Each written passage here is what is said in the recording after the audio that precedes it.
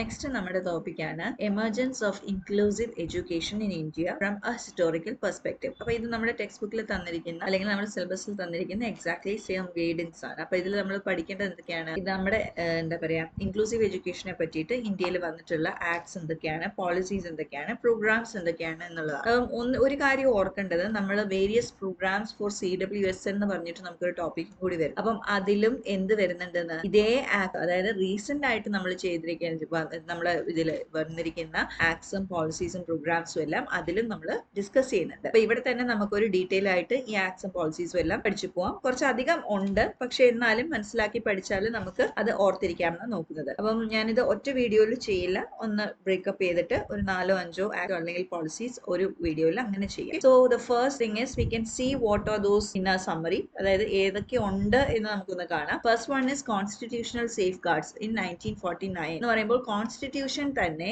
Inclusive education അല്ലെങ്കിൽ disabilities ഉള്ള ആൾക്കാർക്ക് കൊടുത്തിരിക്കുന്ന റൈറ്റ്, ഓക്കെ, അത് കോൺസ്റ്റിറ്റ്യൂഷനിൽ തന്നെ പറഞ്ഞിരിക്കുന്ന കാര്യങ്ങൾ എന്തൊക്കെയാണെന്നാണ് അതിൽ ഡിസ്കസ് ചെയ്യുന്നത്. പിന്നെ വന്നിരിക്കുന്നതാണ് Kothari education commission which was between 1964 and 66. So Kothari education commission നമുക്ക് പറയാം അത് വളരെ ഇമ്പോർട്ടന്റ് ആയിട്ടുള്ള എഡ്യൂക്കേഷൻ വിത്ത് റെസ്പെക്ട് നമ്മൾ പഠിക്കുമ്പോൾ ഏറ്റവും ഇമ്പോർട്ടന്റ് ആയിട്ട് നമ്മൾ പഠിക്കുന്ന ഒരു കമ്മീഷനാണ് എന്ത്, കൊത്താരീസ് കമ്മീഷൻ അല്ലെ. അപ്പം അതിലും ഇൻക്ലൂസീവ് എഡ്യൂക്കേഷനെ കുറിച്ച് പറഞ്ഞിരിക്കുന്ന കാര്യങ്ങൾ നമ്മൾ കാണും. ഓക്കെ, എല്ലാ ഈ പറഞ്ഞിരിക്കുന്ന ഈ ലിസ്റ്റ് ചെയ്തിരിക്കുന്ന എല്ലാ പോളിസീസ് അല്ലെങ്കിൽ എല്ലാ ആക്ട്സിലും ഇൻക്ലൂസീവ് എഡ്യൂക്കേഷന്റെ റോൾ എന്താണെന്ന് നമ്മൾ പഠിക്കാൻ പോകുന്നത്. ഓക്കെ, അല്ലെങ്കിൽ അവർ ഇൻക്ലൂസീവ് എഡ്യൂക്കേഷനെ എങ്ങനെയാണ് കണ്ടിരിക്കുന്നത്, അല്ലെങ്കിൽ അതിനായിട്ട് കൊടുത്തിരിക്കുന്ന ഇമ്പോർട്ടൻസ് എന്തൊക്കെയാണ്, അല്ലെങ്കിൽ എന്തൊക്കെ സ്കീംസ് ആണ് അതിനായിട്ട് പ്രൊവൈഡ് ചെയ്തിരിക്കുന്നത് എന്നുള്ളതാണ് നമ്മൾ നോക്കുന്നത്. ഓക്കെ, തേർഡ് വൺ പറയുന്നത് എന്താണ്, നാഷണൽ എഡ്യൂക്കേഷൻ പോളിസി, അതായത് NEP 1968. പിന്നെ പറയുന്നതാണ് integrated education for disabled children, IEDC, integrated education for disabled children. അത് കഴിഞ്ഞ് വന്നതാണ് integrated child development scheme of 1974, that is ICDS. അത് കഴിഞ്ഞ് വന്നാണ് national policy of education, that is in 1986.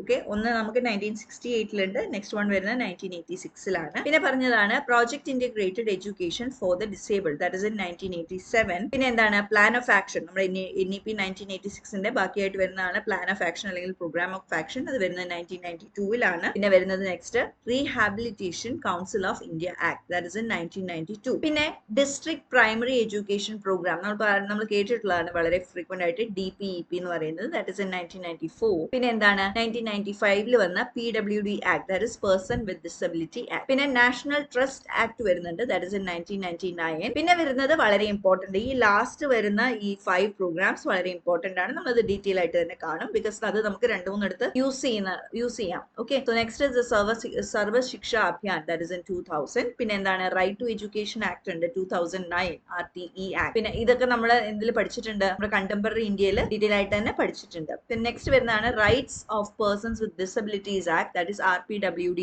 Act in 2016. അപ്പൊ നമ്മൾ 1995 വന്ന PWD ആക്ടിന്റെ ഒരു എന്താ പറയാ റിന്യൂഡ് വേർഷൻ ആണ് എന്ത്, rights of persons with disability act എന്ന് പറയുന്നത്, ദാറ്റ് ഇസ് RPWD 2016. പിന്നെ വരുന്നതാണ് സമഗ്ര ശിക്ഷ അഭിയാൻ പറയുന്നത്, ദാറ്റ് ഇസ് 2018 വന്നതും. പിന്നെ ലാസ്റ്റ് നമ്മുടെ national education policy, that is NEP 2020. അതിലും ഇൻക്ലൂസീവ് എഡ്യൂക്കേഷനെ കുറിച്ച് എന്താ പറയുന്നത് എന്നുള്ളത് നോക്കണം. So these are the acts and policies and programmes which has been introduced in order to facilitate what inclusive education അല്ലെങ്കിൽ inclusive school in India. So ഇന്ത്യയുടെ പെർസ്പെക്റ്റീവിൽ നമ്മൾ കാണുന്ന പോളിസീസ് ആരെയാണ് നമ്മൾ പറയുന്നത്. So we can see one by one.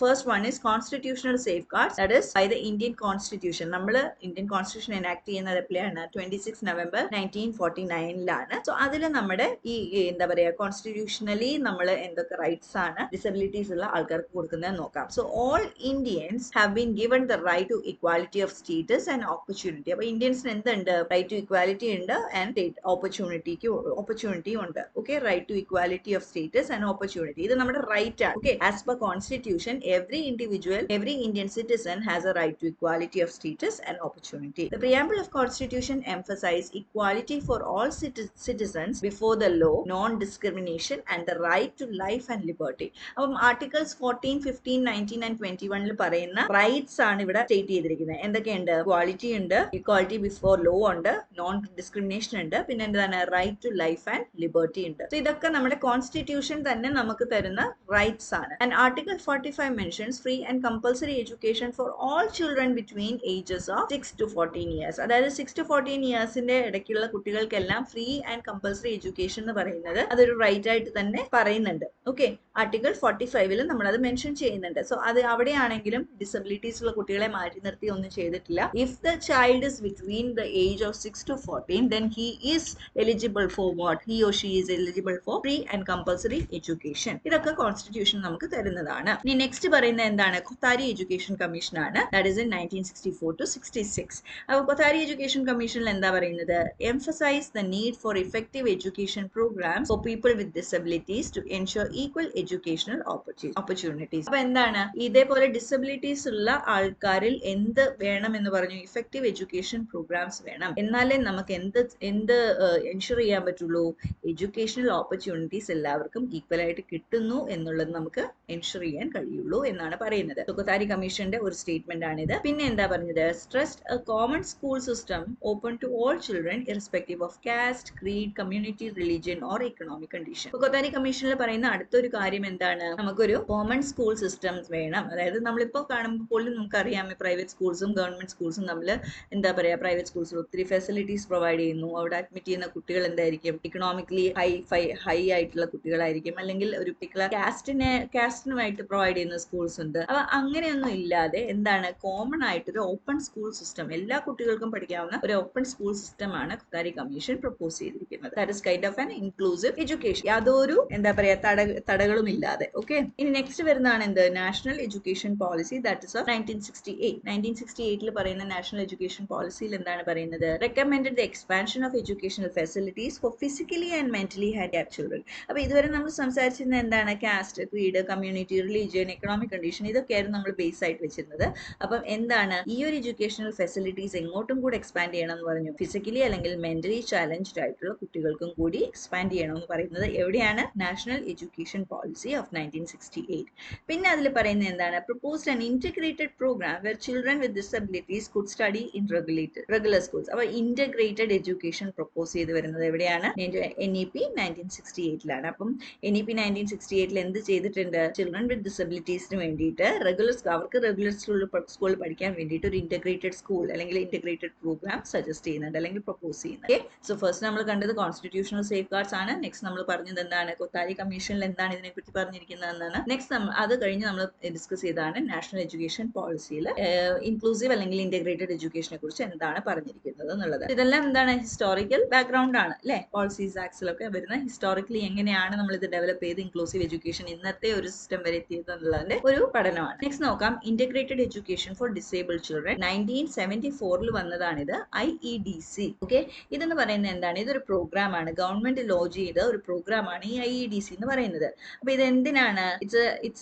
അത് government launch ചെയ്യുന്നത് പറയുമ്പോൾ തന്നെ എന്താണ്? അത് സെൻട്രലി സ്പോൺസേർഡ് പ്രോഗ്രാം ആണ്. അതിന്റെ എന്താ പറയാ ഫിനാൻഷ്യൽ എയ്ഡ്സും കാര്യങ്ങളും എല്ലാം വരുന്ന എവിടെയാണ്? സെൻട്രൽ ഗവൺമെന്റ് അടുത്തുനിന്നാണ്. So what is the objective of this programme? This programme aim to provide educational opportunities to children with special needs. Children with special നീഡ്സിന് എഡ്യൂക്കേഷണൽ ഓപ്പർച്യൂണിറ്റീസ് പ്രൊവൈഡ് ചെയ്യാൻ വേണ്ടിയിട്ടാണ് ഈ ഒരു IEDC എന്ന് പറയുന്ന പ്രോഗ്രാം 1974 കൊണ്ടുവരുന്നത്. അപ്പൊ ഇവിടെ എന്താ പറയുന്നത്? റെഗുലർ സ്കൂളിൽ സ്പെഷ്യൽ നീഡ്സ് ഉള്ള ചിൽഡ്രനെയും കൂടെ ഇൻക്ലൂഡ് ചെയ്തിട്ട് അവരുടെ അച്ചീവ്മെന്റും റിട്ടൻഷനും facilitate their achievement and retention. അതായത് അവർ ഫുൾ പഠിക്കുകയും വേണം. ഇടയ്ക്ക് ഒരു ക്ലാസ് പഠിച്ചു പിറ്റേ ക്ലാസ് തുടങ്ങി വരാതിരിക്കുക, അങ്ങനെയല്ല ഉദ്ദേശിച്ചത്. അവര് അവിടെ ജോയിൻ ചെയ്യുകയും വേണം, അവർ പഠിക്കുകയും വേണം, അതേപോലെ തന്നെ അവർ പഠനം പൂർത്തിയാക്കുകയും വേണം. അതാണ് IEDCയുടെ ഒരു ഉദ്ദേശമായിട്ട് പറയുന്നത്. അപ്പൊ അതിനായിട്ട് എന്തൊക്കെ പ്രൊവൈഡ് ചെയ്യുന്നുണ്ട്? Scheme provided facilities in the form of books, stationery, uniform and allowances for transport. അപ്പൊ ബുക്സ് പ്രൊവൈഡ് ചെയ്തു, സ്റ്റേഷനറി പ്രൊവൈഡ് ചെയ്തു, യൂണിഫോം പ്രൊവൈഡ് ചെയ്തു, പിന്നെ എന്താണ്? ട്രാൻസ്പോർട്ട് ഫെസിലിറ്റീസും കൂടി പ്രൊവൈഡ് ചെയ്യുന്നുണ്ട്. പിന്നെ എന്താണ്? ഇൻ 1982, ഇത് വന്നത് 1979 അപ്പൊ 1982 എന്താണ്? The scheme was transferred from the Ministry of Welfare to the Department of Education under the Ministry of Human Resource Development. അപ്പൊ ആദ്യം ഇത് തുടങ്ങിയത് എന്താണ്? വെൽഫെയർ മിനിസ്ട്രി ആണ് ഈ IEDC എന്ന് പറയുന്ന പ്രോഗ്രാം തുടങ്ങുന്നത്, ലോഞ്ച് ചെയ്യുന്നത്. പക്ഷേ അത് എങ്ങോട്ട് മാറ്റി? ഇതിലെ എഡ്യൂക്കേഷണൽ ഓറിയന്റഡ് ആയിട്ടാണ് ഇത് വരുന്നതെന്ന് കണ്ടപ്പോൾ ഇത് ഡിപ്പാർട്ട്മെന്റ് ഓഫ് എഡ്യൂക്കേഷനിലേക്ക് മാറ്റുകയാണ് ചെയ്തത്, ട്രാൻസ്ഫർ ചെയ്യാണ് ചെയ്തത്. ഏത് ഇയറിലാണ്? 1982. പിന്നെ ഇതിന്റെ ഇമ്പാക്ട് എന്താണെന്ന് നോക്കാം. The scheme successfully created awareness on the importance of integrating CWSN into mainstream education. അതായത് children with special needsനെ mainstream educationലേക്ക് ഇൻക്ലൂഡ് ചെയ്യേണ്ട ഒരു ഇമ്പോർട്ടൻസ് എന്തുമാത്രം അത് അത്യാവശ്യമായ ഒരു കാര്യമാണെന്നുള്ളൊരു അവയർനെസ് ക്രിയേറ്റ് ചെയ്യാൻ എന്തിനു പറ്റി ഈ IEDC എന്ന് പറയുന്ന പ്രോഗ്രാമിന് കഴിഞ്ഞു എന്നാണ് പറയുന്നത്. So this is the impact. Okay, so this is about എന്താണ് IEDC, Integrated Education for Disabled Children. ഇതൊരു പ്രോഗ്രാം ആണ്, സെൻട്രൽ ഗവൺമെന്റ് എയ്ഡ് ചെയ്ത ഒരു പ്രോഗ്രാം ആണ്. ഇതെന്തിനാണ് CWSN ചിൽഡ്രന് സ്പെഷ്യൽ സ്കൂളിൽ പഠിക്കാതെ നമ്മുടെ നോർമൽ എഡ്യൂക്കേഷൻ റെഗുലർ സ്കൂളിൽ പഠിക്കാനായിട്ടുള്ള ഒരു ഓപ്പർച്യൂണിറ്റി കൊടുക്കാൻ വേണ്ടിയിട്ടാണ്. അതിന് എന്ത് പ്രൊവൈഡ് ചെയ്തു? ഫെസിലിറ്റീസും എയ്ഡ്സും പ്രൊവൈഡ് ചെയ്തു. എന്ത് ഫോമില്? ബുക്സ്, സ്റ്റേഷനറി, യൂണിഫോം അല്ലെങ്കിൽ ട്രാൻസ്പോർട്ട് അലവൻസസ്, ഇതിന്റെ എല്ലാം ഫോമിൽ പ്രൊവൈഡ് ചെയ്തു. നമ്മുടെ എയിം എന്തായിരുന്നു? അവർ സ്കൂളിൽ വരിക, അതേപോലെ തന്നെ എന്ത് ചെയ്യുക? അവരെ റീറ്റെയിൻ ചെയ്യുക സ്കൂളിൽ. പിന്നെ പറയേണ്ടത് എന്താണ്? 1982 ഇത് വെൽഫെയർ മിനിസ്ട്രിന്ന് എഡ്യൂക്കേഷൻ മിനിസ്ട്രിയിലേക്ക് ഈ ഒരു സ്കീം ട്രാൻസ്ഫർ ചെയ്തിട്ടുണ്ട്. ആൻഡ് ഇത് എന്തിനു സഹായിച്ചു? ഒരു അവയർനെസ് ക്രിയേറ്റ് ചെയ്യാനായിട്ട് സഹായിച്ചു. ഓക്കെ, ഇനി നെക്സ്റ്റ് വൺ കൂടെ നോക്കാം. What is it? Integrated children develop scheme of 1974, ICDC. So ഇതും വരുന്ന സെയിം ഇയറിൽ തന്നെയാണ്. എന്താണ്? ICDS, integrated children development scheme. ഇതിൽ എന്താണ്? ഇത് മിനിസ്ട്രി ഓഫ് ഹ്യൂമൻ റിസോഴ്സസ് തന്നെ അഡ്മിനിസ്റ്റർ ചെയ്യുന്ന ഒരു ഇതാണ്. ഇതിൽ എന്താ പറയുന്നത്? പ്രൊവൈഡ് സ്കൂളിംഗ് കൊടുക്കുക, പിന്നെ എന്താണ്? ഹെൽത്ത് കെയർ കൊടുക്കുക, ന്യൂട്രീഷൻ എൻഷുർ ചെയ്യാം, പ്രീ സ്കൂൾ ഫെസിലിറ്റീസ് കൊടുക്കുക. ഇതെല്ലാമാണ് എന്ത്? ICDS ചെയ്തത്. ഇത് പിന്നെ എന്ത് ചെയ്തു? സ്പെഷ്യലി ആരെ ഇൻക്ലൂഡ് ചെയ്തു? ചിൽഡ്രൻ വിത്ത് ഡിസബിലിറ്റീസ് അല്ലെങ്കിൽ പീപ്പിൾ വിത്ത് ഡിസബിലിറ്റീസിനെ ഇതിൽ ഇൻക്ലൂഡ് ചെയ്തു എന്നാണ് പറയുന്നത്. പിന്നെ വരുന്നതാണ് എന്ത്? National education policy, national policy of education, that is in 1986. അതെന്താണ്? നാഷണൽ എഡ്യൂക്കേഷൻ പോളിസി ആയപ്പോഴേക്കും ഇൻക്ലൂസീവ് എഡ്യൂക്കേഷനെ നന്നായിട്ട് പ്രൊമോട്ട് ചെയ്യുന്നുണ്ട്. So they emphasise what? Inclusive education. അതുവരെ നമ്മൾ പറയുന്നത് എന്താണ്? ഇന്റഗ്രേറ്റഡ് എഡ്യൂക്കേഷൻ വേണമെന്നാണ് പറയുന്നത്. സോ NPE 1986 വന്നപ്പോഴേക്കും they are emphasizing what? The need for inclusive education. പിന്നെ എന്താണ്? States that children with mild disabilities should be permitted to attend regular schools.